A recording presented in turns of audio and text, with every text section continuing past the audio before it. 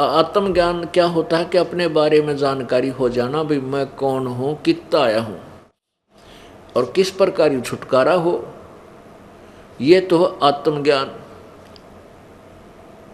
और ये आत्मज्ञान क्या कहा करते थे, वह समाधि ला ले और आत्मा का साक्षात्कार कर। अरे भले आदमी अपनी आत्मा का स्वयं ही तू साक्षात्कार करेगा, कहते अपनी आत्मा को देखो। अपनी आत्मा ने क्यों कर देखोगे तुम, दया बुद्धि भ्रष्टोरी। देखेगा कोई, देखने वाला तो दूसरा हो गया, फिर अपनी आत्मा कैसे देखी, कहते जैसे आईने में दिखती है, नो तो फिर शीशे मुंह देख ले, तू अपना देखना है तो कोई बात हो। ये बेकार की बातों में बेतुका जो ज्ञान गढ़ रखा था, इन मूर्ख बना रखा दुनिया को। हाँ, परमात्मा ने देखने की बात कहो, तुम्हारा दच्चा का परमात्मा देखने के लिए अभ्यास करो, तो वह बिना दस्ती क्योंकि जितने भी संत ऋषि हुए हैं उन्होंने समाधियां भी लाई हैं और ट्राई भी करी, आखिर में रिजल्ट लिख दिया कि भगवान तो निराकार है, दिखता है कोई ना। वो कारण क्या था, ये निराकार भगवान के ध्यान में बैठ जाते थे, साधना ठीक थी कोई ना, थोड़ी देर तो ओम ओम ओम ओम करते, फिर वो समाधि लग जा। समाधि लग जाए फिर क्या है, समाधि क्या चीज़ है, समाधि तो एक मेले में चला गया आदमी, नो सोच ले कि तो मदारी डुगडुगी बजा रहा है मेले में, कि तेनों कहीं ले ले केड़े हैं, कोई कुछ कर रहा है, कोई कुछ कर रहा है, तो उस मेले में आदमी चला जाता है तो शाम तक उसने नो पता नहीं लगता कितनी देर में तेरा दिन गया हैं, इधर घूम घाम कर शाम ने फिर धक्के खा कर उल्टा फिर आ जाता है। तो ये समाधि क्या चीज़ है कि इस हमारे शरीर में एक चैनल लगे हुए हैं, चैनल कमल, और ये जो समाधिस्थ वही व्यक्ति हो सकता है जिसके पूर्व जन्म की कोई ये अभ्यास पहले किया करता था पूर्व जन्मों में, और कुछ पुण्य इसके साथ है, तो वो समाधिस्थ होने का वो हो जाता है। कैसे होता है, उसका कोई कुदरती पिछले जन्म का कोई कमल खुल रहा होता है। अंदर हमारे शरीर में कमल बने हैं, मूल कमल, स्वाद कमल, नाभि कमल, हृदय कमल, कंठ कमल, तो इनमें से उसका कोई कमल खुला हुआ होता पिछले संस्कारों से। हमने असंग जन्म हो गए, ये डलेड होता न, पर खूब परमात्मा पाने की कोशिश कर रहे हैं, पर तो रास्ता ठीक ना होने से हम यही रह जाते हैं। तो क्या होता है कि जैसे आप एक टीवी देख रहे हो, जिस चैनल को आपने ऑन कर दिया उसमें किसी में गाने आ रहे हैं कि तो फिर खेल शुरू हो जाएंगे, कोई एडवर्टाइजमेंट आ जाएगी ट्या, तो आप उसको देख रहे हो, फिर आप दूसरा चालू कर दिया तो दूसरे में जो भी प्रसारण आ रहा है वो दिखाई देने लग जाएगा, तीसरा शुरू कर दिया, तीसरे में कुछ और चीज़ आ गई आपको। तो ऐसे शरीर में चैनल बने हुए, और ये चैनल जब किसी के ऑन हो गया तो वो उसमें खेल देखता रहा, ऊपर के सब ब्रह्मांड के नज़ारे, उस वहाँ जो ऊपर के लोग हैं वो बहुत ही सुंदर इस काल ने बना रखे हैं, बड़ा आकर्षण है, कि डांस हो रहे हैं, कि कुछ हो रहा है, कि कोई ऋषि बैठे हैं, कि तो झरने बह रहे हैं, कि अप्सराएं नाच रही हैं, कि गाने आ रहे अपने आप, जैसे गाने की आवाज़ आ रही है, गानियाँ नहीं दिख रहा, तो यूँ देखा किसी गाँव है, तो जैसे सपने में धक्के खाया करें समाधि में, यो समाधिस्थ होकर के ऊपर धक्के खाता है, ऐसे भटकता रहता है। तो ऐसे हमने ये समाधिस्थ नजर आते हैं। तो फिर ये क्या करते हैं, और जब काफ़ी समय हो जाता है इनको ऐसे मेडिटेशन करने का अभ्यास बन जाता है, तो कुछ दिन के बाद इनको कोई ना कोई रूप में, कोई विष्णु रूप में, कोई देवता रूप में, कोई गणेश रूप में, कोई ना कोई ये दिखाई दे जाता है। तो ये क्या कहते हैं, ओहो ये विष्णु जी भगवान है, और ओहो किसी को ब्रह्मा रूप में, काल शिव जी रूप में दर्शन दे देता है, तो वो ऋषि कहता है शिव जी भगवान है। फिर वो देखते हैं भाई शिव जी भी भक्ति कर रहे हैं, यूँ भी समाधि में बैठा, फिर यूँ किसकी पूजा करता है, तो शिव जी से पूछते हैं तो वो कहता है विष्णु भगवान है, विष्णु से पूछते हैं कि शिव जी भगवान है, फिर वो कहते हैं ना भी भगवान तो दिखाई नहीं देता, वो तो निराकार है। ये इनकी थ्योरी उल्ट पुल्ट करके वहीं आ रुकती है। तो परमात्मा ये बताना चाहते हमारे को कि आत्म ज्ञान और परमात्म ज्ञान क्या है। कहते हैं कूप की छाया कूप के माही ऐसा आत्मज्ञाना। जैसे कुएं की छां, कुएं की छाया और कुएं तक ही रह जाती है, बाहर उसका कोई लाभ नहीं। जैसे मकान बाहर बना हुआ, उसकी छाया में आदमी बैठ सके है, पशु पक्षी बैठ सके है, गर्मी से बच सकता कुछ समय के लिए। कहते कुएं की छां ते कुएं के मां, तेरा ऐसा आत्मज्ञान, ऐसा आत्मज्ञान। यानी आपने नो पता लग गया हम महादुखी हैं और ये तो बहुत बुरा लोक है, तो आपके पास विधि नहीं, उस कुएं मत निकलने का कोई तरीका नहीं, तो वो ज्ञान भी व्यर्थ है। जैसे आप सभी पुण्यात्मा कहीं ना कहीं संत ऋषि के चक्कर में फंसे हुए हो, क्योंकि आपको पता लग गया है कि भक्ति करनी चाहिए और आत्म कल्याण कराना चाहिए। आपको रास्ता ठीक नहीं मिला तो आपकी कुएं की छाया कुएं के मां, तेरा ऐसा आत्मज्ञान। अब हम परमात्म ज्ञान के विषय में जानकारी देंगे। परमात्म, परमात्मा सर्वश्रेष्ठ प्रभु। तो हमने साक्षात्कार परमात्मा का करना है, अपनी आत्मा का के करांगे करके बता। अपना बिरान में टियोरी हो रहा साक्षात्कार, कोई कुत्ता बना अंडा, कोई गधा बन रहे, सारे साक्षात्कार हो रहे हैं सबके। तो हमने तो परमात्मा का साक्षात्कार करना है, ना कि अपनी आत्मा का। अपनी आत्मा की दुर्गति हमने बिरान सारी सबकी हो रही। तो वो परमात्मा कौन है, कैसा है, कहाँ रहता है, उसका नाम क्या है, उसके पाने की विधि क्या है, ये परमात्म ज्ञान है, ये तत्व ज्ञान है। और ये परमात्म ज्ञान परमात्मा ने स्वयं ही आकर के यहाँ बताया है। बाकी किसी के पास ज्ञान नाम की छींट नहीं है, एक किरका भी नहीं है, एक कण भी नहीं है ज्ञान का। कोरा अज्ञान डरे डो है। तो यहाँ क्या बता रहे हैं, परमात्मा ने स्वयं ही आकर के हमें बताया कि भाई तुम इस काल के जाल में कैसे फंसे। पुण्यात्माओं, अभी तक ये दंत कथा सुनाया करते, अब जैसे सभी प्राणी परमात्मा की भक्ति करते हैं और आत्म कल्याण चाहते हैं। आपको सभी ऋषि महर्षियों के और ये नकली वर्तमान के पंथों की सारे सदग्रंथ आपके सामने दिखा रखे दास ने, कि सभी कहते हैं पार हो जाओ, पार हो जाओ, नहीं तो काल के मुख में रह जाओगे। सारे काल के मुख में एक समय एक शिकारी, एक समय एक तोता पकड़ लिया किसी ने, और वो तोता पिंजरे में बंद करके वो बेचने के लिए जा रहा था। आगे तो एक साधु संत मिल गया, भक्त दयालु इंसान।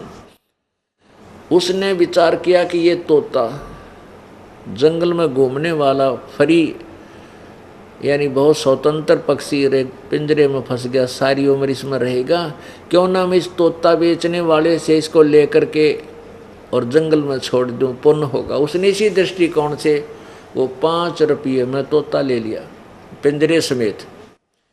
अब उस भगत ने सोचा, उस संत ने सोचा कि मैं इसने कुछ शिक्षा दे दूं, पढ़ा दूं, कहीं वो फेर ना चक्कर में फंस जा।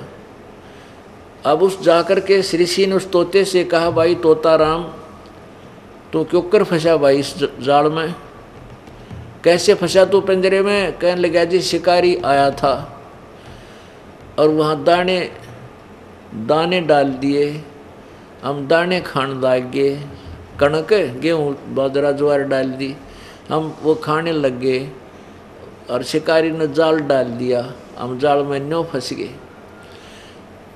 तो वो संत कहने लगा, भाई तोता राम, जय मैं तने छोड़ दूँ, खोल दूँ, तू आगे तो जाल में नहीं फंसेगा। अक ना जी, अक सुन ले तो ध्यान रखिए, देखिए, ख्यास रखिए, और तोतों और अपने साथी तोतों को बता देना, पक्षियों को, भाई शिकारी आवेगा और जाल दाने डालेगा, जाल डालेगा, दाने डालेगा, तुम दाने मत खाइयो, दाने नहीं खाओगे तो फंसोगे कैसे? हाँ जी बिल्कुल ठीक है। तो उस तोते तो फिर बोला, गुरुजी बोला, भाई यो जो मैंने तेरे को एक विधि बताई है तेरा याद होगी? तोता बोला, जी कति याद होगी, सुना। शिकारी आवेगा, दाने डालेगा, जाल बिछावेगा, हम दाने नहीं खावांगे तो जाल में कैसे फंसेंगे? अब गुरुजी ने 2 4 10 बार उसे एक पाठ सुना, तोते ने फटाफट सुना दिया। अब गुरुजी ने सोचा भी तोता सियाना हो गया, ये फंसेगा नहीं, और कहा बेटा औरों को भी बता देना, जा करके सब पक्षियों को ये पाठ याद करा देना। अच्छा जी। अब तोता छोड़ दिया। अब तोता पहुंचा अपने मित्रों और परिवार में, उन सब में गुरु पाक गया ने बोला, सुनो आपको मैं एक विधि बताता हूँ, हम कैसे जाल में फंसते। शिकारी आवेगा, दाने डालेगा, जाल बिछावेगा, हम दाने नहीं खाएंगे तो हम जाल में फंसेंगे कैसे? हाँ, सब ने जितने भी तोते थे उस जंगल के, उसने सबका गुरु पाक गया और सब तय पाठ पढ़वा दिया। एक दिन एक शिकारी उस क्षेत्र में पहुंच गया जहां पर वो गुरुजी के चेले थे, वो तोते। उसने जब वहां उनकी आवाज़ सुनी, कहने लगे, वो क्या बोल रहे थे, शिकारी आवेगा, जाल बिछावेगा, दाने डालेगा, हम दाने नहीं खाएंगे तो हम फंसेंगे नहीं जाल में। अब शिकारी ने सोचा, भाई तू तो आज रोंग स्थान पर आ गया, गलत जगह आ गया, तो सारे तोते पढ़े पढ़ाए हैं, तो एक भी ना फंसा जाल में, बात बिगड़ गया। तो भाई 5-6 किलोमीटर जंगल में यार, यहाँ तो कसूते, ये तो ज्ञानवान आदमी टकरा गए, पक्षी टकरा गए, तो एक भी ना फंसा। उसने सोचा चल कुछ दाने डालकर जाल बिछा देता हूँ, थोड़ी बहुत देर देख लेता हूँ, को फंसेगा ठीक से, न ठा कर जाल चल पड़ूंगा। उसने दाने डाल दिए, जाल बिछा दी। वो मेरे जैसा गुरु बन रहा, सबसे पहले वो पहुंचा दाने खान, फिर उसके चेले सारे, और दाने खा रहे हैं और कह रहे हैं शिकारी आवेगा, जाल बिछावेगा, दाने डालेगा, हम दाने नहीं खाएंगे तो हम फंसेंगे कैसे? अब शिकारी ने सोचा, रहे तो कति बोली पीरियड बांडे हैं, इनमें हरदम जगह कति नहीं। उसने वो जब हो रही है ना 20 30 50 उसमें इकट्ठे हुआ जाल खींच ली, सारे जाल के वहाँ। अब उसने करके इकट्ठा जाल पीछे डाल लिया, और वो तोते कमर में लटका लिए चल पड़ा वापस। अब बड़ा दाव लगे आज तो।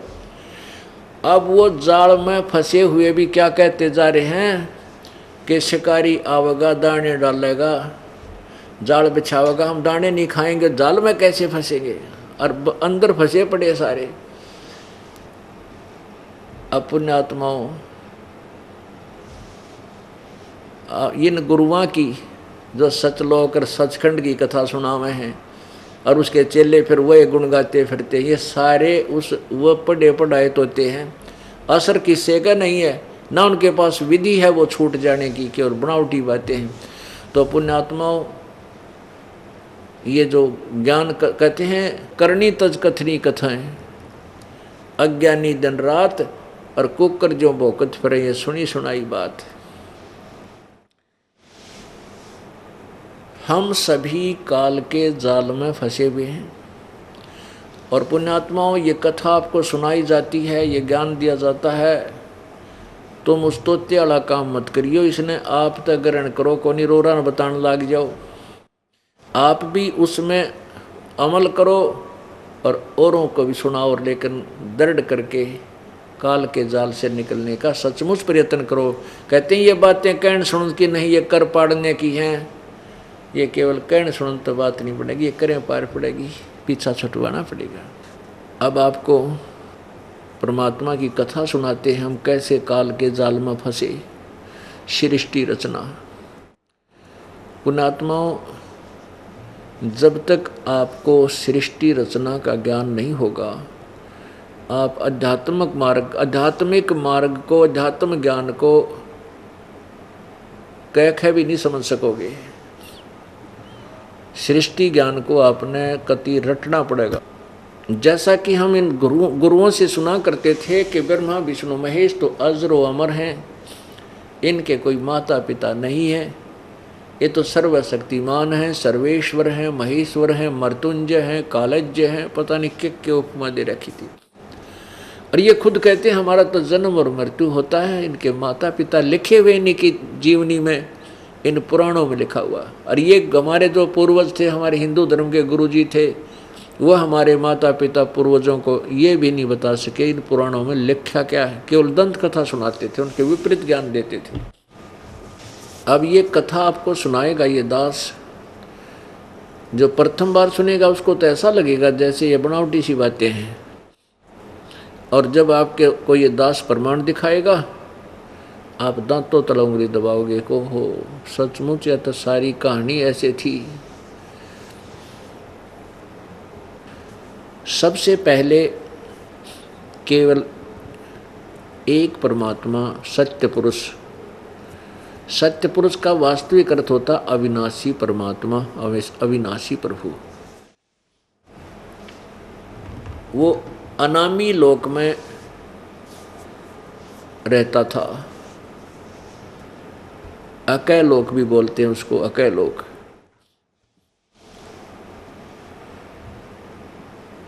फिर उस परमेश्वर ने नीचे के 3 लोकों की रचना की अपनी वचन शक्ति से। अगम लोक, फिर नीचे का उससे नीचे अलख लोक, और फिर सबसे नीचे सत्यलोक।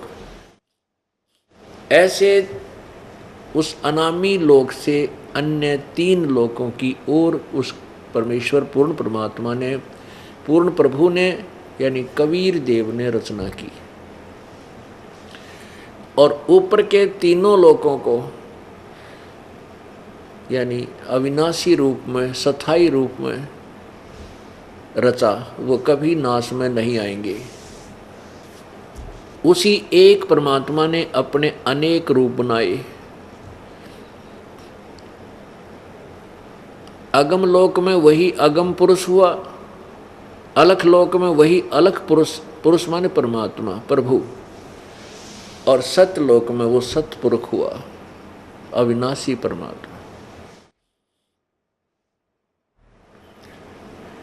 अब सतलोक में परमेश्वर ने, परमपिता कबीर देव ने, सत्य पुरुष ने अपनी वचन शक्ति से एक शब्द से 16 द्वीप यानी 16 अलग अलग लोक स्थापित किए सतलोक में। और फिर 16 शब्दों से 16 पुत्रों की उत्पत्ति की। उनको अलग भिन्न भिन्न द्वीप में रहने की आज्ञा दे दी। परमेश्वर ने अपने पुत्र अचिंत को, उन 16 में से एक अचिंत नाम का पुत्र है, उससे कहा कि बेटा तू अब सृष्टि रचना कर रहे। अब परमात्मा ने इसलिए सारा कुछ किया था कि ये बालक कहीं फिर बाद में टांग ना अड़ावें, इनकी इस अक्षमता से अभी परिचित करवा देता हूं इनको, तुम्हारी कितनी औकात है। अचिंत ने अपनी वचन शक्ति से अक्षर पुरुष की उत्पत्ति की, जिसको परब्रह्म कहते हैं। अक्षर पुरुष, वहाँ एक तालाब है अमृत से भरा हुआ, उस अमृत सरोवर में स्नान करने के लिए चला गया। वहाँ जाकर के वो मस्ती से लेट गया जल में, और गहरा जाकर के सो गया, नींद आ गई। पुण्यात्माओं, सतलोक में श्वासों से शरीर नहीं है, श्वासों से जीवन नहीं है। वहाँ शरीर जो है असनाविरम अकायम, शुक्रम अकायम असनाविरम, वो शुक्र से बनी हुई, माता पिता के योग से बने हुए की काया नहीं है। वो जो यहाँ का मटेरियल है, ये मटेरियल वहाँ नहीं है। नाड़ियों से बना हुआ शरीर नहीं है, वो श्वास की वहाँ आवश्यकता नहीं है। तो तालाब में सो गया, काफ़ी समय तक बाहर नहीं आया। तब कबीर परमात्मा ने, सत्य पुरुष ने उसी अमृत सरोवर से जल लेकर के अपनी सिद्धि शक्ति से, अपनी वचन शक्ति से एक अंडा बनाया। उस अंडे में एक अपने वचन से आत्मा प्रवेश की। उस अंडे को जल में छोड़ दिया।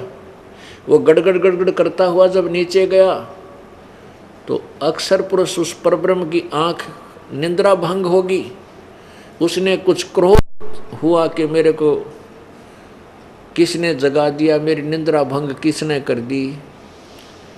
तो इस दृष्टि से गुस्से में देखा तो वो अंडा दो भाग हो गया। उसमें से ये ज्योति निरंजन निकला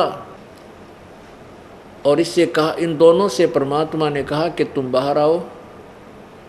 अक्षर पुरुष तो निंद्रा में था, तुझे जगाने के लिए सब किया गया, तुम दोनों बाहर आ जाओ और जाकर के तुम अचिंत के लोक में रहो।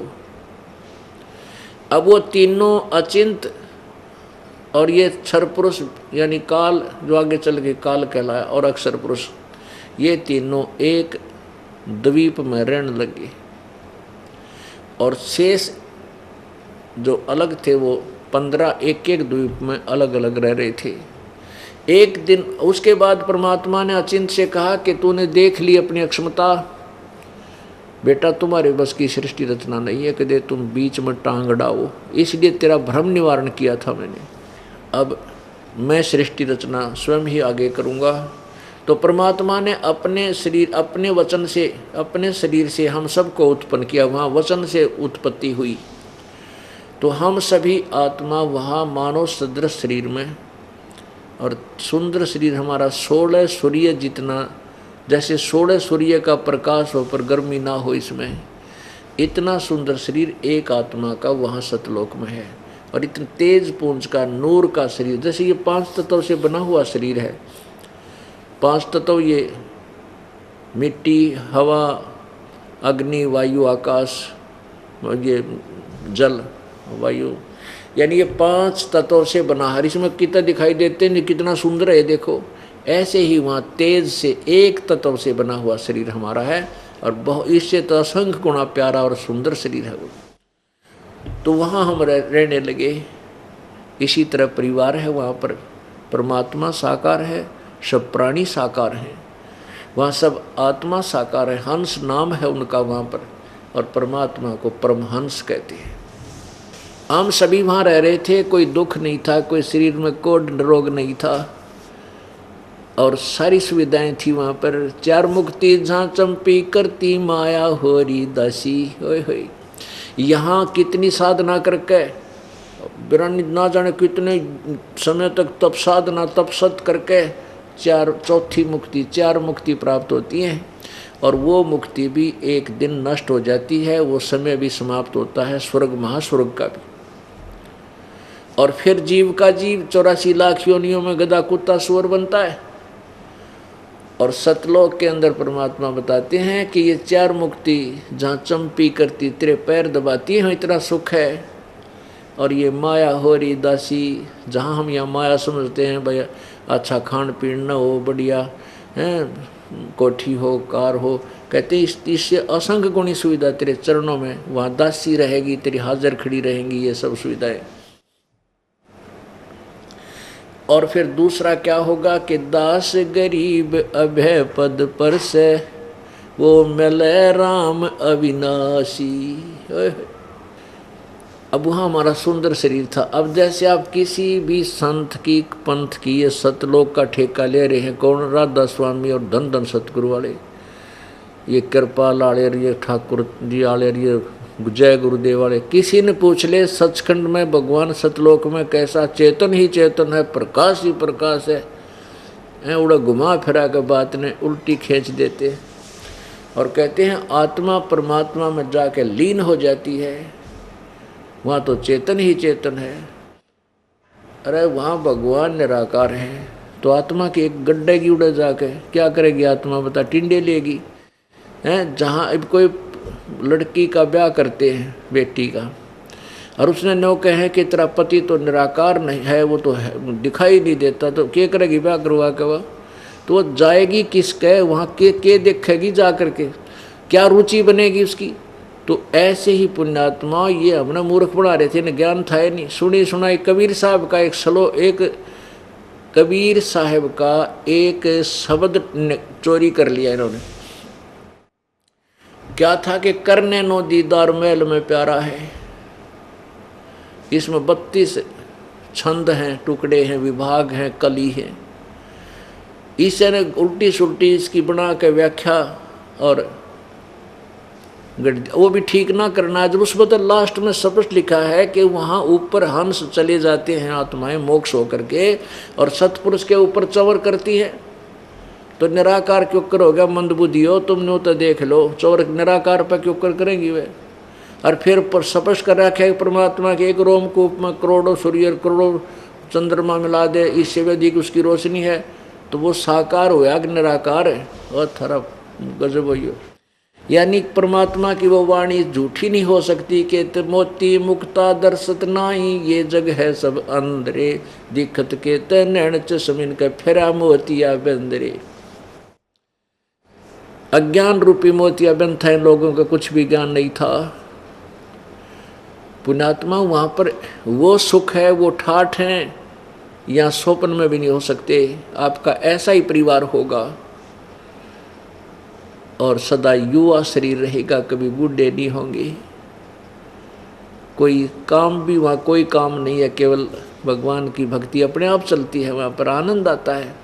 और फल और आहार वहाँ अमृत आहार है, अमृत ही वहाँ अमृत जैसे मीठे फल हैं, सदाबहार बाग हैं, और सदा बसंत रूपी ऋतु रहती है, कोई गर्मी सर्दी नहीं है। वहाँ दिन रात नहीं है, वो तेजों में लोक है, सौ प्रकाशित है। तो पुण्यात्मा वो बहुत ही, जैसे रात्रि में आप चंद्रमा की रोशनी देखते हो कभी एकांत में, और रात्रि में लेटकर जब देखते हैं कितनी सुंदर प्यारी लगती है, कितनी शीतलता होती है, बिल्कुल मन को ऐसी खींचती है, आत्मा को खींचती। ऐसे वहाँ पर सतलोक में इससे भी असंख्य गुना शांत और सुंदर प्रकाश ऑटोमेटिक रहता है। लेकिन उस प्रकाश में जीवात्मा, उस प्रकाशित लोक में वहाँ परमात्मा भी मनुष्य सदृश है, तेजों में शरीर है, उसका भी नूरी शरीर है, और हमारा भी नूरी शरीर है। हम उस सुख सुविधा को छोड़कर काल के जाल में कैसे फंसे, ये आपको बताते हैं। जब परमात्मा ने हमारे को उत्पन्न कर दिया और हम वहाँ ठाठ से रह रहे थे, कोई कष्ट नहीं था, बड़े आनंद से बहुत समय बीत गया था। तो उसके बाद एक समय, कुछ समय के उपरांत इस ज्योति निरंजन जो अंडे से निकला था, उसके मन में खरपतवार उत्पन्न हो गया। उसने सोचा कि मैं और अचिंत और ये अक्षर पुरुष, हम तीन तो एक द्वीप में, और बाकी मेरे भाईपन ये सभी जितनी आत्माएं हैं सारे न्यारे न्यारे एक एक द्वीप में। अब मैं अपना अलग स्थान प्राप्त करूंगा। इस दृष्टिकोण से उसने क्या किया, तपस्या आरंभ कर दी। तप से राज्य प्राप्त होता है। तो उसने इस दृष्टिकोण से एक पैर पे खड़ा होकर ज्योति निरंजन अर्थात अक्षर पुरुष ने तपस्या प्रारंभ कर दी। काफी समय तक 70 युग तक उसने एक पैर पे खड़ा होकर के तपस्या की। अब हम सब आत्मा जो अपने पिता परमात्मा से आस्था हटा करके, हम सभी आत्माएं उस ज्योति निरंजन इस काल के ऊपर आसक्त हो गए, केवल इस बात पे कि देखो एक कितना तप कर रहा है, वो कितनी देर से खड़ा हो। हम इसको चाहने लग गए, हम पतिव्रता पद से गिर गए। जो परमात्मा हमें सर्व सुख दे रहा था, सारे ठाठ थे, ना कोई रोग था, ना कोढ़ था, ना मृत्यु थी, ना कोई टेंशन थी, ना किसी प्रकार की कोई बीपी आई था, ना लो था। हम उसको भूल के और इस नकली के पाछे लाग दिए। हम इसको चाहने लगे ज्योति निरंजन को। परमात्मा ने आकाशवाणी की कि बच्चों तुम मत इसकी तरफ ध्यान दो, तुम अपना कर्म अपनी मस्त रहो, भक्ति करो। हम ऊपर से तो सावधान हो गए और अंदर से उसकी चाह हमारे दिल से गई नहीं। परमात्मा कबीर देव अंतर्यामी हैं, वो जान गए कि इनका अंतःकरण बिगड़ गया और ये पति व्रता पद से गिर चुके हैं। अब जैसे दूध फट जाता है, बिगड़ जाता है, उसको कोई नहीं रखता, बाहर फेंक देता। सेब खराब हो जाती है, फल उसको बाहर फेंक देते, रखने योग्य नहीं होता। तो परमात्मा ने देख लिया कि ये जितनी भी आत्माएं इसके ऊपर आसक्त हैं, इनका काम बिगड़ गया। उधर से परमात्मा ने उस ज्योति निरंजन से पूछा कि क्या मांगता है, क्या चाहता है ज्योति निरंजन, बोल तू। तब उसने कहा, पिताजी मुझे, मेरे लिए स्थान कम है, मुझे अलग स्थान दे दो। परमेश्वर ने उसको 21 ब्रह्मांड दे दिए। जैसे एक साहूकार पिता अपने पुत्र ने 21 प्लाट दे दे खाली। तो ज्योति निरंजन बड़ा खुश हुआ उन प्लाटा ने देख के 21 ब्रह्मांडों को। कभी उसमें जाता है, कभी उसमें जाता है, सैर सपेटे करने लगा। फिर उसने सोचा भी इसमें कुछ रचना भी होनी चाहिए, मेरे प्लाट के काम करेंगे, इसमें तो कुछ बनाना चाहिए। तो 70 युग तब फिर किया इसने, और हम और फिर इस पर आसक्त हो गए। अब पुण्य आत्माओं, हमारा यह बीमारी वहाँ से लगी। कौन सा रोग? कि जैसे ये हीरो और हीरोइन, ये अपने पेट की खातिर, अपने स्वार्थ विच नाचा कूदी, उछलम कूदम, हार श्रृंगार बना के पता नहीं के किस प्रकार का रूप बना लेते हैं, और हम इनको चाहने लग जाते हैं, नादान बालक युवा उम्र के। और लेना एक न देने दो उन तक। जैसे यहाँ हिसार में या बरवाला में कोई नेता या अभिनेत्री या अभिनेता आ जा, देखा इन बालकों की भीड़, ओहो वो खड़ा, 1 किलोमीटर दूर तो देखें वो खड़ा, वो खड़ी देख दिखे है, और वहाँ सारे दिन धक्के खा के आ जाए, उन तक लेना एक न देने दो। वो अपने पैसे कमा रहे हैं उछल कूद करके, और हम उनको चाह रहे हैं। यह बीमारी हमारे वहाँ लगी थी सतलोक में, और उसने यह दुर्गति करवा दी हमारी। तो हम ऐसे इस काल को चाण लागे, लेना एक न देने दो को बात ने बताई। इससे के मिला हमने? जब इसने 70 युग सेकंड टाइम तप किया, तो प्रभु ने पूछा कि ज्योति निरंजन के चाह वह तू भाई? ज्योति निरंजन ने कहा, परमात्मा मुझे कुछ कंस्ट्रक्शन मटेरियल दे दो, रचना की सामग्री दे दो। तो परमात्मा ने इसको 5 तत्व और 3 गुण दे दिए, ले बेटा खेल खिलौना दे। अब इस काल ने सोचा, चल मैं इसमें कि मैं रचना भी कर लूँगा, कंस्ट्रक्शन भी कर लूँगा, फिर कोई जीव मेरे साथ नहीं आते, अकेला इस महल में करूँगा क्या, मकानों में। इसने सोचा मुझे कुछ आत्मा भी चाहिए। तो इस ज्योति निरंजन ने 64 युग तप जब फिर कर लिया, तो परमात्मा ने पूछा, भाई क्या चाहता है निरंजन? जो मांगा था तुझे मैंने दे दिया, वो क्या डिमांड रहेगी तेरी? तब ज्योति निरंजन ने कहा, पिताजी मुझे कुछ आत्मा दे दो, मेरा अकेले का दिल नहीं लगता। परमेश्वर बोले, नहीं भाई, ये मेरी आत्मा है, मेरे शरीर से निकली है, मेरे बच्चे हैं ये। अब तुझे कैसे दे दूँ? तू इनकी दुर्गति करेगा, बिरानमट्टी करेगा। ने बोला, नहीं पिताजी, मैं सत्य का राज करूँगा, जो जिसा कर्म करेगा उसे उसे फल दे दूँगा।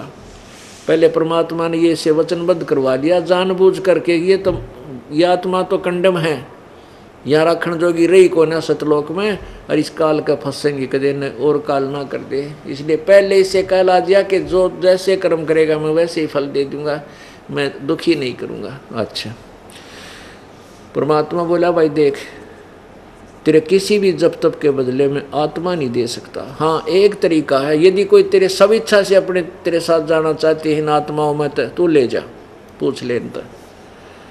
अब वो ज्योति निरंजन, ये ब्रह्म क्षर पुरुष हमारे पास आया, और हम इसके आते इसके चारों तरफ इकट्ठे हो गए। जो आज ये कुत्ते गधे सुअर चींटी हाथी राजा ब्रह्मा विष्णु महेश और बने बैठे हैं, दुर्गा, ये सारे वहाँ थे और इसके चारों तरफ इकट्ठे हो गए। ये कहने लगा, मैंने तप करके पिताजी से अलग से ब्रह्मांड लिए हैं, वहाँ ये बनाऊंगा, दूधा की नदी बहाऊंगा, फलदार वृक्ष खिलाऊंगा और ऐसे करूंगा, मेरे साथ चलोगे तुम?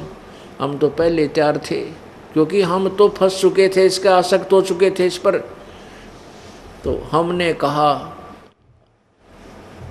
आप जी ने कहा, परमात्मा हमें बता रहे हैं, ये दास परमेश्वर की तरफ से सुना रहा है और अपने आप को भी आपके साथ ही लगा के कह रहा है। फिर हमने क्या कहा कि यदि हम चल पड़ेंगे तेरे साथ, लेकिन पिताजी की आज्ञा हमें मिल जाए तो चलेंगे, पिताजी की आज्ञा दिला दो। तब ज्योति निरंजन ने कहा, पिताजी वहाँ जा कर के परमेश्वर के पास कि पिताजी कुछ आत्मा मेरे साथ चलने को तैयार है, स्वीकृति दे रही हैं। परमात्मा ने कहा, परमेश्वर कबीर देव ने, सत्य पुरुष ने, कि मेरे सामने चल, मेरे सामने हाँ भरवा दे, मेरे सामने सब करती देंगे तो मैं भेजूंगा, तेरी बात का विश्वास नहीं करता। परमात्मा कबीर देव जी आगे और ज्योति निरंजन खड़ा, हम वहीं खड़े बैठ गए सारे एकदम। परमात्मा ने कहा, भी जो भी ज्योति निरंजन के साथ इसके लोकों में जाना चाहता है, हाथ खड़ा करो। खड़े होकर के सभी करती दो। अब सब के सब चुप सन्नाटा छा गया कि अपने पिता के सामने क्यों करके हम इसके साथ जाएंगे। एकदम शर्मिंदे हो गए, नीचे नाड़ कर ली। परमेश्वर ने कहा कि ज्योति निरंजन, तू तो कह रहा था कुछ जाना चाहते, तो कोई नहीं बोल रहा। तब एक आत्मा ने सोचा कदे बात बिगड़ जाए और स्वीकृति ना मिले, फटाफट खड़ी होगी। सबसे पहले देर किया, हिम्मत की। अब काल के जाल में फंसने की हिम्मत की उसने। सबसे पहले खड़ा होकर कहा, मैं जाना चाहता हूँ।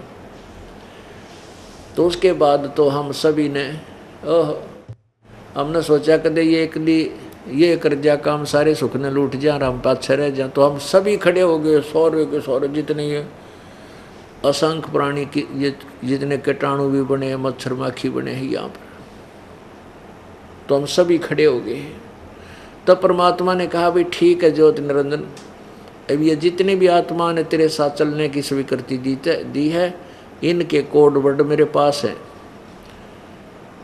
इनका मैंने पहचान कर ली है। और जा तू अपने 21 ब्रह्मंडों में, मैं इनको तेरे पास भेज दूंगा, लेकिन और तरीके से भेजूंगा।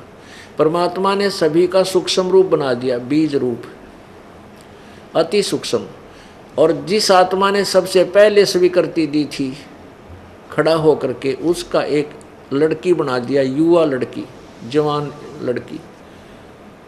और उसके अंदर अपने शब्द शक्ति से हम सभी को दुर्गा के शरीर में प्रवेश कर दिया। और परमात्मा ने कहा, बेटी मैंने तेरे को शब्द शक्ति दे दी है, तो ज्योति स्वरूप निरंजन के पास जा, वो जितने भी जीव कहे तू वचन से, शब्द से उत्पन्न कर देना। परमात्मा ने उस लड़की को आकार लड़की का अवश्य दे दिया था, लेकिन उसको प्रजनन इंद्री नहीं लगाई थी। अब अपने पुत्र, एक और पुत्र, जो 16 सबसे पहले 16 पुत्रों में से एक सहज दास है, एक जोग जीत है, जिसको योग संतान भी कहते हैं। तो उनमें से सहज दास से कहा कि जा बेटा अपनी बहन को तो निरंजन के पास छोड़ के आ, और उसको बता देना कि मैंने इस बहन को, बेटी को आशीर्वाद दे दिया है, वचन शक्ति दे दी है, और सभी आत्मा इसके शरीर में प्रवेश कर दी जो तेरे साथ आना चाह थी। ये अपने वचन से ये जितने तू जीव कहेगा बना देगी। अब सहजदास ने जाके ज्योति नंदन के पास वो युवा लड़की अपनी बहन खड़ी कर दी और कहा, पिताजी का आदेश है भाई, ये लड़की, ये दुर्गा, वो प्रकृति देवी, जिसको प्रकृति देवी कहते हैं, जिसको दुर्गा भी कहते हैं, शक्ति भी कहते हैं, अष्टांगी भी कहते हैं, वो वहाँ खड़ी कर दी और कहा कि इसको पिताजी ने शब्द शक्ति दे दी है, वचन शक्ति दे दी है, जितने जीव कहेगा या बना देगी, उत्पन्न कर देगी वचन से। ये कह करके सहजदास तो वापस आ गया। उधर से युवा लड़की को देख करके ज्योति निरंजन के मन में दोष आ गया। इतना आत्मा में दोष भर गया कि उसने लड़की के साथ बलात्कार करने की चेष्टा की। लड़की ने कहा, ज्योति निरंजन तू बात सुन मेरी, देख पहले तू मेरा बड़ा भाई है, क्योंकि हमारे से पहले तेरी उत्पत्ति अंडे से हुई है, और मैं तेरी छोटी बहन हूँ, और बहन भाई का ये ऐसा कर्म घोर पाप है भाई, तो मुझे टच मत कर। लेकिन इतना विषय वासना वश हो गया ये पापात्मा ज्योति निरंजन, ये इसने आगा देखा ना पीछा देखा, और लड़की को जबरदस्ती ग्रहण करने की चेष्टा की। अब दुर्गा ने और कोई तरीका नहीं देखा, अपनी इज्जत रक्षा का सूक्ष्म रूप बनाया। इसके जैसे इसने मुंह खोल रखा था बकवादों में, मुंह के द्वारा पेट में शरण ले ली। वहाँ से आवाज़ लगाई, पिताजी मेरी रक्षा करो रक्षा करो। मैं ऐसे ऐसे इसने मेरे साथ बदतमीजी करना चाहे, मैंने इसकी पेट में शरण ली है। तब परमात्मा ने कहा कि हो गया ड्रामा शुरू भाई, अभी क्या है, अभी तो देखना थरेगल के करेगा यो, अभी तो ये तो पहला तोहफा है तुम्हें। अब परमात्मा स्वयं वहां पहुंचे अपने पुत्र जोगजीत के रूप में, और वहां से कहा कि जोगजीत सुन ले आदेश परम पिता का, तूने ऐसे सच्चे लोक में ये बदतमीजी की है, तू यहाँ रहने योग्य नहीं है, और तूने इस लड़की को खा लिया है, ये तेरे शरीर अब दुख पा करके तेरे शरीर में पहुंच गई है। आज से तेरा नाम काल होगा, 1 लाख मानव शरीरधारी प्राणियों को नित आहार करेगा, और 1.25 लाख रोज उत्पत्ति करेगा, और लेकर तेरे 21 ब्रह्मांड ने यहाँ से चला जा। अब वहाँ से इतना वचन कहा था, अपने आप ये वो लड़की पेट से निकाल दी परमात्मा ने, दुर्गा को काल के पेट से निकाल दिया, बाहर खड़ी कर दी, और जाओ तुम अपने भोगो कर्म जिसे तुम न करे। अब उनको 21 ब्रह्मांड वहाँ से चल पड़े, जैसे वायुयान चलता है, जहाज चलता है, हवाई जहाज। और वहाँ से 16 शंख कोश की दूरी पर जाकर रुक जाओ। 16 शंख कोश की दूरी पर आकर के ये 21 ब्रह्मांड काल के रुक गए। अब काल ने कहा दुर्गा से, अब मेरा कौन के बिगाड़ेगा, जो सज़ा मुझे मिलनी थी मिल गई, और अब तेरे साथ अब मैं। फिर उसने वही चेष्टा की बकवाद करने की, कहा कि मैं अब मनमानी करूँगा। दुर्गा ने फिर कहा कि ज्योति निरंजन, पहले तो तू मेरा बड़ा भाई, मैं तेरी छोटी बहन, एक पिता की संतान, और दूसरे में तेरे पेट से बाहर आई तेरी बेटी होगी, कम से कम कुछ तो लिहाज रख ले, ऐसा जुल्म ना कर। मेरे पास वचन शक्ति है, मैं जितने तू जीव कहेगा मैं उत्पन्न कर दूंगी। लेकिन इतना वासना विषय वासना वश हो गया ये काल, कामदेव वश हो गया, इसने एक नहीं सुनी, दुर्गा से जबरदस्ती शादी की, और 3 पुत्रों की उत्पत्ति की। ब्रह्मा विष्णु महेश इनके नाम रख दिए, तीनों को एक एक गुण युक्त कर दिया, रजगुण ब्रह्मा, सतगुण विष्णु, तम गुण शिव जी बना दिया। अब पुण्य आत्माओं,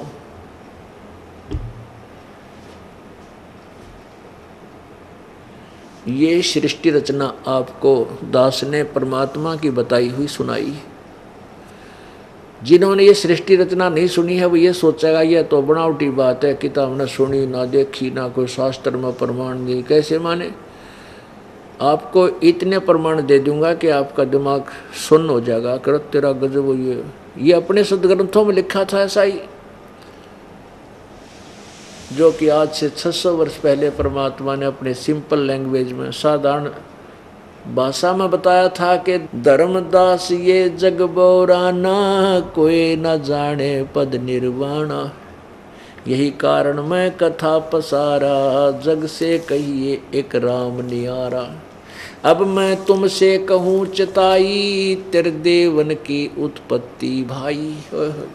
अब मैं तुझसे इन तेरे तीनों भगवानों की, ब्रह्मा विष्णु महेश का जन्म बताता हूँ, क्यों करो या कैसे हुआ। अब ये जैसे दास ने कल आपको यह कथा सुनाई थी, परमात्मा की अमर वाणी सुनाई थी, कबीर वाणी, अब आज समझ में आओगी आप क्या कैसे।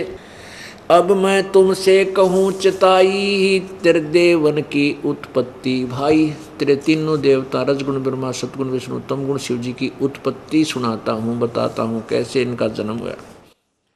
कुछ संक्षेप कहूँ गहुराई सब संशय तो मेरे मिट जाई। संक्षेप से बताऊंगा पर इसमें तेरे सारे संशय खत्म हो जाएंगे। बरम गए जग वेद पुराना आदि राम का भेद न जान्या। इन वेद पुराण पढ़ कर सारे भ्रमित हैं। उस आदि राम सर्वशक्तिमान सबसे पहले वाले परमात्मा सनातन पर ब्रह्म के विषय में किसी को ज्ञान नहीं। अब जो मैं कथा सुनाने जा रहा हूँ, कहते हैं राम राम सब जगत बखाने आदि राम कोई बिरलाए जाने। ज्ञानी सुने सो हृदय लगाई मूर्ख सुने तो गम ना पाई। अब वो कथा सुनाने जा रहा हूँ धर्मदास तुझे। परमेश्वर कबीर जी कहते हैं अपनी प्यारी आत्मा एक धर्मदास भगत श्रेष्ठ भगत था, उसको जाकर मिले थे, वो सारी कहानी सतलोक दिखाया, सारा कुछ बताया।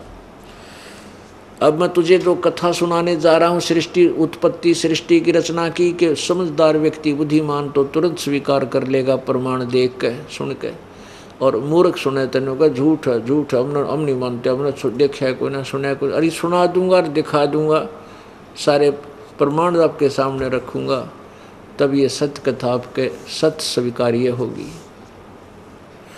भाई माँ अष्टंगी पिता निरंजन ये जम दारुण वंशन अंजन। इनकी माता दुर्गा है अष्टंगी ब्रह्मा विष्णु महेश की, और पिता ये ज्योति निरंजन काल है। ओए पहले कीन निरंजन राई पीछे से माया उपजाई। पहले तो ज्योति निरंजन की उत्पत्ति की परमात्मा कबीर जी ने स्वयं, अपनी महिमा आप ही बता रहा है, और पीछे से दुर्गा यानी सबको वचन से उत्पन्न किया। फिर दुर्गा ने सबसे पहले हाथ खड़ा किया, इसकी दुर्गा रूप दे दिया, इसको माया भी कहते हैं। पहले कीन निरंजन राई पीछे से माया उपजाई। माया रूप देख अति शोभा देव निरंजन तन मन लोभा। दुर्गा के सुंदर रूप को देख करके कहते हैं ज्योति निरंजन का मन डगमग हो गया। कामदेव धर्मराय सताए देवी को तुरंत धर खाए।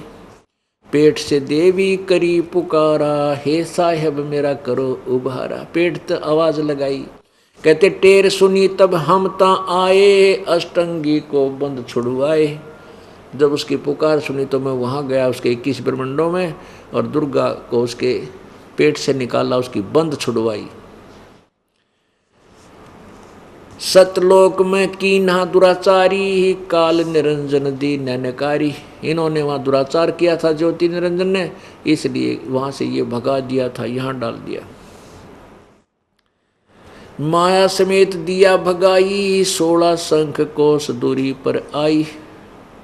अष्टंगी और काल अब दोई मंद कर्म से गए बिगोई।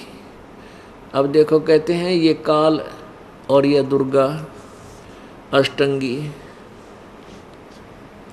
ये अपने ही दुष्कर्म के कारण विनाश को प्राप्त हुए। अब मंद कर्म यानी निकम्मा काम निरंजन ने तो किया, वहाँ इसके साथ दुर्व्यवहार करना चाहा, ये मंद कर्म। और दुर्गा ने मंद कर्म किया कि अपने पिता परम पिता को छोड़कर इस काल के ऊपर आसक्त हुई, इसलिए इसकी विरानुमाटी दुर्गति हुई। आप पढ़ कर देखो इस दुर्गा की दुर्गति। कभी तो महिषासुर इसका पाछा पड़ रहा है, कभी कोई साला राक्षस गेल भाज रहा है, कि तो इसकी और नाड़ काट दी किसी ने, कि तो कुछ हो रहा है। तो ये इतनी विरानुमाटी इसकी, यहाँ एक पल भी चैन नहीं इसको। अब क्या बताते हैं, अष्टंगी और काल अब दोई मंद कर्म से गए बिगोई। धर्मराय को हिकमत की ना नख रेखा से भग कर लेना। दुर्गा के स्त्री इंद्री नहीं थी, केवल रूप स्त्री का था, तो इस काल ने अपने नाखनों से ये भग बनाया और फिर इसने 3 पुत्रों की उत्पत्ति की। धर्मराय को हिकमत कीना, नखरेखा से भग कर लीना। धर्मराय कीने भोग विलासा, माया को रही तब आशा। कहते हैं फिर दुर्गा गर्भवती होगी। 3 पुत्र अष्टंगी जाए, ब्रह्मा विष्णु शिव नाम धराए। 3 देव विस्तार चलावे, इनमें यो जग धोखा खावे। इस काल के विस्तार को ये 3 पुत्र काल के चला रहे हैं, और इन्हीं की पूजा में, इसी में ये लोग भोली आत्मा धोखा खा रहे हैं, इन्हीं की पूजा में लगे हुए हैं। पुरुष गम कैसे कोई पावे, काल निरंजन जग फरमावे। अब कहते हैं उस परम पिता परमात्मा के विषय में कौन समझे, यो काल सभी को भ्रमित करके उल्टा ज्ञान दे देता है। पुरुष गम कैसे कोई पावे, काल निरंजन जग भरमावे। 3 लोक अपने सुत दीना, सुन निरंजन बासा लीना। अपने तीनों पुत्रों को ये 3 लोक देकर, और स्वयं ब्रह्मलोक में सबसे ऊपर के स्थान पर ये काल विराजमान है, सुन शिखर में बैठा है।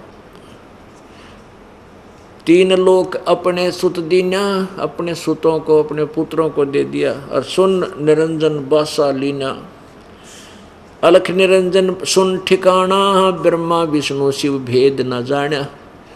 अब ब्रह्मा विष्णु महेश भी तपस्या करते हैं, भगवान ढूंढांगे भगवान ढूंढांगे, वो मिलता कोई ना।